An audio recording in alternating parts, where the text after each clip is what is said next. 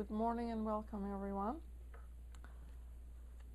This lodge, as all of the other lodges, have specific days that they meet during the week.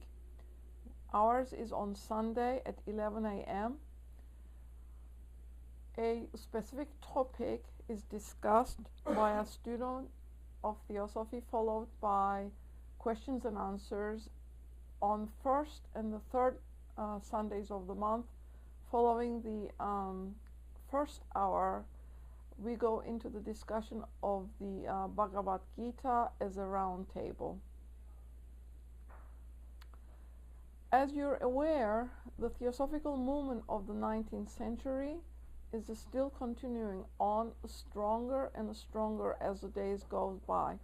It is gathering strength in the sense that the students have matured into the philosophy of the masters and its dissemination in the world, and how important it is to do so.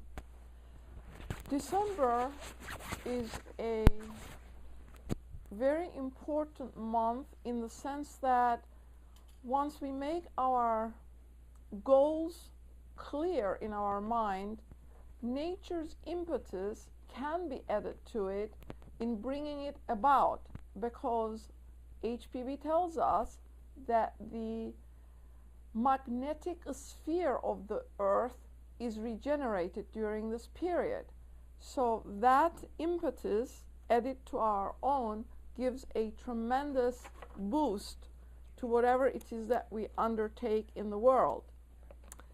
As a day can be colored, so a year can be colored also.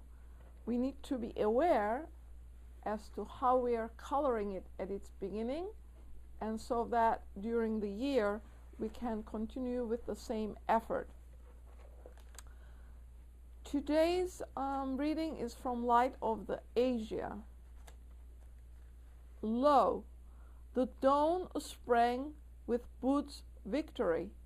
Lo, in the east flamed the first fires of beauteous day, poured forth through fleeting folds of night's black drapery. High in the widening blue, the herald star faded to paler silver, as there shot brighter and brightest bars of rosy gleam across the gray. Far off the shadowy hills saw the great sun before the world was aware, and donned their crowns of crimson. Flower by flower felt the warm breath of morn, and unfold their tender lids. Over the sprangled grass swept the swift footsteps of the lovely light, turning the tears of night to joyous gems, decking the earth with radiance, broidering the sinking storm clouds with golden fringe, gilding the feathers of the palms which waved glad salutation, darting beams of gold into the glades, touching with magic wand the stream to rippled ruby, in the break finding the mild eyes of the antelopes, and saying, "It is day," in nested sleep, touching the small heads under many a wing, and whispering, "Children, praise the light of day," where at their piped anthems of all the birds, the curlew's fluted song, the bulbul's hymn, the morning of the painting thrush, the twitter of the sunbirds starting forth to find the honey ere the bees be out, the never-finished love-talk of the doves, yea, and so holy was the influence of that high dawn, which came with victory, that far and near, in homes of men, there spread an unknown peace.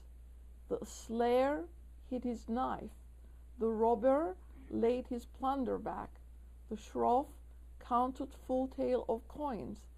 All evil hearts grew gentle, kind hearts gentler, as the balm of that divinest daybreak lightened earth. Kings at fierce war called truce, The sick men leaped, laughing from beds of pain. The dying smiled as though they knew that happy morn was sprung from fountains farther than the utmost east.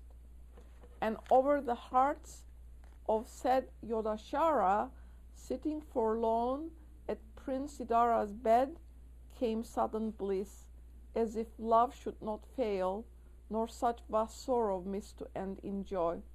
So glad the world was, though it wist not why, that over desolate wastes went swinging songs of mirth, the voice of bodiless prats and boots. For seeing Bud and divas in the air cried, "It is finished, finished!" And the priests stood with the wondering people in the streets, watching those golden splendors flood the sky, and saying, "There hath happened some mighty thing." Under the eagle's rock, the brown hares scored, while his fierce beak but preened an idle wing. The snake sunned his jewels in the beam, with deadly fangs in sheath. The shrike let pass the nestling finch. The emerald halcyons sate dreaming, while the fishes played beneath. Nor honked the merops, though the butterflies, crimson and blue and amber, flitted thick around his perch. The spirit of our Lord lay potent upon man and bird and beast, even while he mused under the Bodhi tree, glorified with the conquest gained for all, enlightened by a light greater than days. And now today's talk. Christmas, the meaning of Christmas.